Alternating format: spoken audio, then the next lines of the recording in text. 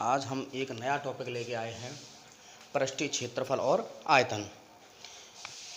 इसके लिए सबसे पहले जो हमने पृष्ठीय क्षेत्रफल के बारे में बताया था कि हमने ऐसी आकृतियों के बारे में बताया था जिनकी केवल लंबाई या चौड़ाई होती हैं, या हम ये कह सकते हैं कि जिनको हम ब्लैक बोर्ड बना सकते हैं, कागज़ पर बना सकते हैं, कॉपी पर बना सकते हैं। जैसे कि हमने आपको आयत के बारे में बताया था, वर्ग के बारे में बताया, त्रिभुज के बारे में बताया।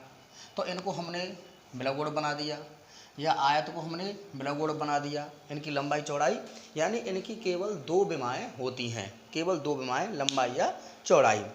लेकिन कुछ आकृतियाँ ऐसी होती हैं जिनको हम ब्लैक बोर्ड पर नहीं बना सकते। जैसे कि हम गेंद की बात करें तो गेंद का हम एक प्रतीक तो बना सकते हैं, तो ये गेंद इस पर नहीं बन सकती है कि गेंद की तीन विमाएँ होती हैं, लंबाई, चौड़ाई, ऊंचाई। और ये आपका जो बन रहा है ये वृत्त है, ये गेंद नहीं है, क्योंकि हमारा जो ब्लैक बोर्ड है वो 2 डायमेंशन है, इसकी केवल दो विमा हैं और गेंद की तीन विमा हैं। इसी प्रकार हम कमरे की बात करें, माचिस की डिब्बी की बात करें, डस्टर की बात करें, इनके आकार हम प्रतीकात्मक तो बना सकते हैं लेकिन पूरी की पूरी ज्यों का त्यों नहीं बना सकते हैं। और क्योंकि ये ब्लैक बोर्ड आपका द्विविमीय है, कॉपी द्विविमीय है, तो उस पर द्विविमीय चित्र ही बन सकते हैं और त्रिविमीय का त्रिविमीय चित्र बन सकता है, जिसको हम बोलते हैं 3D। आपने 3D मूवी के बारे में सुना होगा, 3D पिक्चर्स के बारे में सुना होगा। 3D क्या होता है? अब 2D है, तो 2D का मतलब है कि मैं आपको दिखाई दे रहा हूँ सीधा, तो ये चेहरा दिखाई देगा। और अगर यही मैं 3D में पिक्चर बनाऊंगा तो 3D में क्या है कि मेरे जो पीछे वाला पोर्शन है वो भी आपको दिखाई देगा, पीछे वाला भी दिखाई देगा। आपने 3D मूवीज़ देखी हैं, ऐसा लगता है कि जैसे कोई हमारी तरफ ही आ रहा है, कोई गोली चल रही है तो हमारी तरफ ही चल रही है, वो 3D होती हैं। तो इससे पहले हमने जो 2D वाले थे वो पढ़े थे, त्रिभुज, आयत, वर्ग। अब हम पढ़ेंगे 3D वाले। तो 3D वाले में सबसे पहले ठोस आकृतियाँ क्या होती हैं? ठोस आकृतियाँ वो होती हैं जो स्थान गिरती हैं, जिनमें कुछ द्रव्यमान होता है, अपना एक वर्चस्व होता है, उन्हें हम ठोस आकृतियाँ कहेंगे। जिनका कोई एक निश्चित आकार हो, जिनकी कोई माप हो, निश्चित आकार, जैसे कुर्सी है, किताब है, और ये आपका मार्कर है, डस्टर है, ब्लैक बोर्ड है, ये सब आपकी ठोस आकृतियाँ हैं। तो ठोस आकृतियों के बारे में जो हम यहाँ पर पढ़ेंगे वो पढ़ेंगे आपका घन, घनाभ, बेलन, शंकु, गोला, अर्धगोला, ये सब क्या है? आपकी ठोस आकृतियाँ हैं। घन के बारे में बात करें तो ये आपका जो डाइस होता है, जो ये कह सकते हैं लूडो वाली जो गोटी होती है, वो घन के आकार की होती है।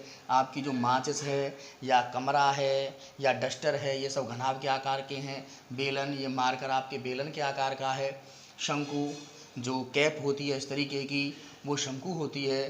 गोला फुटबॉल है। अर्धगोला आपका कटोरा या कटोरी जो होते हैं वो आपके अर्धगोले के आकार के होते हैं। तो इनका हम यहाँ पर अध्ययन करेंगे। अब साहब सबसे पहले हम घनाभ की बात करेंगे।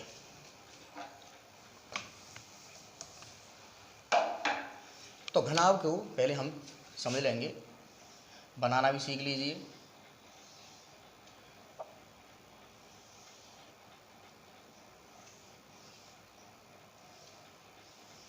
ये आपका घनाभ है, मान के चलिए ABCDEFGH। तो ये घनाभ में आप सबसे पहले मैं आपको एक एग्जाम्पल दे रहा हूँ कि जो हमारा कमरा है, ये कमरा घनाभ के आकार का है। तो इसमें कितने फलक होंगे? सतह कितनी होंगी? सतह आप देख रहे हैं, एक ये सामने वाली, एक पीछे वाली है, एक वो सामने वाली, एक मेरे पीछे वाली, 4 फलक तो ये गई, एक छत और एक फर्श। तो फलक कितने हो गए आपके? 6 फलक। यहाँ भी देख सकते हैं फलक, एक आपका है EFGH, एक ABEH, ABCD, BCFE और ADGH। यानी पहला फलक ये हो गया, दूसरा ये हो गया, तीसरा ये हो गया, चौथा ये हो गया, पाँचवा ये हो गया। तो छठवां कौन सा होगा? छठवां ये सामने वाला, ये सामने वाला।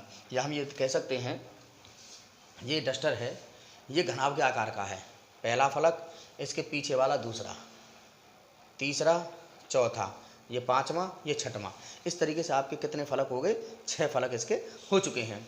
इसके हम कोर की बात करें, कोर कितने होंगे?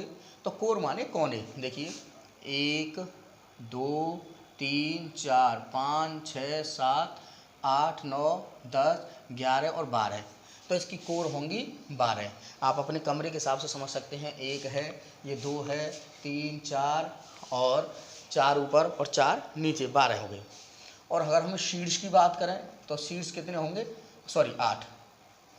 4 शीर्ष नीचे हैं यानी कोने 1 2 3 4 5 6 7 8। तो ये शीर्ष हो गए आपके 8।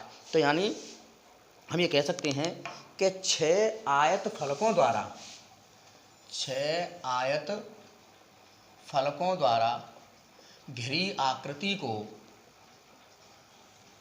घनाभ कहते हैं।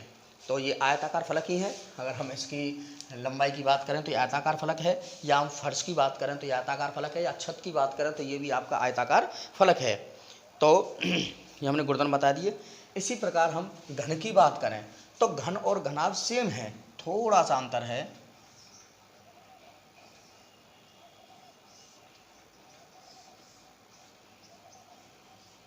कि यहाँ पर जो लंबाई चौड़ाई है, ये L है, ये B है, ये H है, यहाँ सब सेम होगा। लंबाई चौड़ाई ऊंचाई सब सेम होगा, कोई डिफरेंस नहीं होगा। जैसे आपकी जो लूडो की गोटी होती है वो काय के आकार की है? घन के आकार की है। या जो आप पजल खेलते हो वो पजल भी आपके घन के आकार का है। तो घन में सब लंबाई चौड़ाई ऊंचाई सब समान होती है, इसमें लंबाई चौड़ाई ऊंचाई सब अलग अलग होती है। जो गुणधर्म इसके थे सेम होंगे, 6 फलक, कोर 12 और शीर्ष 8। सेम ही गुणधर्म इसके होंगे जो गुणधर्म उसके थे। अब भाई साहब के अच्छा हम इसके जो पृष्ठीय क्षेत्रफल की बात करते हैं कि पृष्ठीय क्षेत्रफल क्या होते हैं।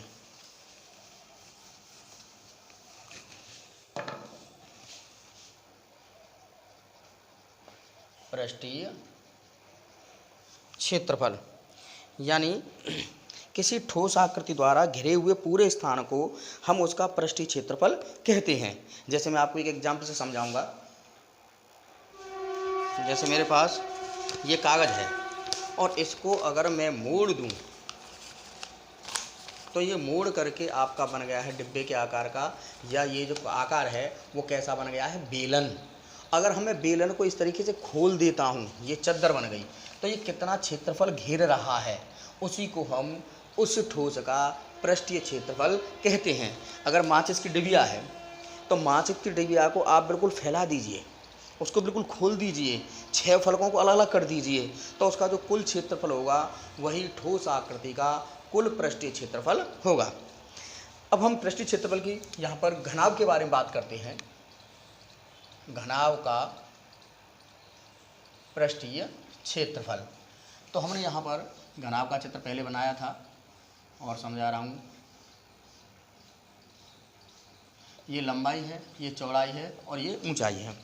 आप बिल्कुल अपने कमरे में बैठे हो तो कमरे के हिसाब समझ लेना, कमरे की लंबाई, कमरे की चौड़ाई और कमरे की ऊंचाई। तो इसके जितने भी फलक हैं उन सब के क्षेत्रफल को हम कहेंगे पृष्ठीय क्षेत्रफल। तो जो कुल क्षेत्रफल फलक कितने होंगे? देखो एक फलक तो ये है नीचे वाला फर्श, और एक वही लंबाई होगी वही चौड़ाई होगी ऊपर वाली छत। तो यहाँ पर पृष्ठीय क्षेत्रफल हो जाएगा लंबाई गुणा चौड़ाई प्लस लंबाई गुणा चौड़ाई, यानी ऊपर वाले का क्षेत्रफल LB, ऊपर वाले का क्षेत्रफल LB प्लस, अब मैं साइड वाले की बात करूँगा इसकी, इसका लंबाई गुणा चौड़ाई में B इंटू H और इसका भी B इंटू H, तो 2BH हो जाएगा प्लस। अब कौन से रह गए? ये मेरे सामने वाला, ये वाला, तो इसकी लंबाई है और ये चौड़ा ऊंचाई है, तो L into H plus L into H, यानी ये हो गया 2LB 2BH और 2HL। 2 कॉमन ले लेंगे तो LB BH HL, अर्थात 2 इंटू लंबाई गुणा चौड़ाई प्लस चौड़ाई गुणा ऊंचाई प्लस ऊंचाई गुणा लंबाई, ये होता है। अगर हम यहीं पर ये तो कुल पृष्ठीय क्षेत्रफल हो गया। अगर हम बात करें पार्श्वीय पृष्ठीय क्षेत्रफल, पार्श्व पृष्ठीय क्षेत्रफल भी कह सकते हैं, या कमरे की चारों दीवारों का क्षेत्रफल, ये भी कह सकते हैं। तो हम पार्श्व पृष्ठ की क्षेत्र बात करेंगे तो ये ऊपर छत वाला और नीचे फर्श वाला ये हट जाएगा। केवल कमरे की ये वाली दीवार, ये वाली और ये वाली, केवल ये 4 रह जाएंगी। तो ये वाली चीज़ आप इसमें से हटा दीजिए। 2BH 2HL, यानी 2H आप कॉमन ले लीजिए, B प्लस L, तो यानी ये हो जाएगा 2 इंटू लंबाई प्लस चौड़ाई गुणा ऊंचाई। या हम कह सकते हैं क्योंकि 2 इंटू लंबाई प्लस चौड़ाई परिमाप होता है, परिमाप इंटू ऊंचाई, ये होता है किसी भी घनाभ का पार्श्व पृष्ठीय क्षेत्रफल। इसके साथ साथ हम विकर्ण की बात करें। विकर्ण क्या होता है कि यहाँ से अगर एक हम लाइन खींचे और इस कोने तक आवे, ये होगा विकर्ण। या हम कह सकते हैं कि कमरे में अधिकतम लंबाई वाली छड़, ये भी कह सकते हैं। तो ये होता है अंडर रूट लंबाई का स्क्वायर प्लस चौड़ाई का स्क्वायर प्लस ऊंचाई का स्क्वायर, यानी under root L square plus B square plus H square. ये क्या होता है, इसका विकर्ण होता है।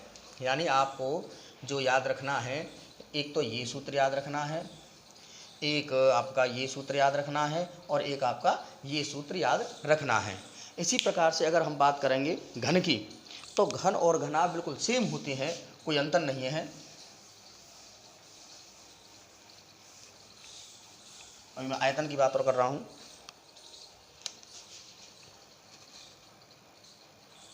घनाभ का आयतन, किसी का भी अगर हम आयतन निकालते हैं तो आयतन माने होता है कि उसके अंदर कितनी हवा हमारी आ सकती है, कितना उसमें व्यक्ति बैठ सकते हैं, वो होता है उसका आयतन। तो आयतन किसी का भी होता है आधार का क्षेत्रफल गुणा ऊंचाई। तो यहाँ आधार है लंबाई गुणा चौड़ाई गुणा ऊंचाई, तो LBH, ये हो गया किसी भी घनाभ का आयतन, B बराबर LBH।